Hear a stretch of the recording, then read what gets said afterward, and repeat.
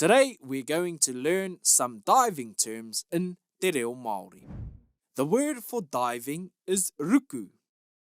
You don't need too much to be able to kohi or gather you a kai or feed. All you need a mōhiti or a mask, a ngongo or snorkel, some hikuwai or fins, and krapu, gloves.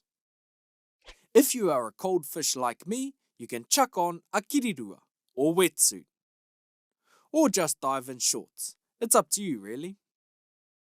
This is called a piko or catch bag. You also need a maripi or knife, just in case. Under the water, we ripi pāua or grab pāua. We karo kina or grab kina. And we pauraka koura or grab koura.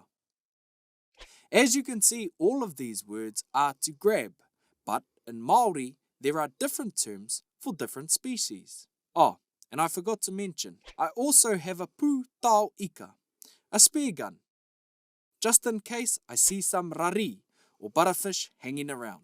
They are beautiful to eat. That's the end of our lesson on diving terms in Te Reo Māori.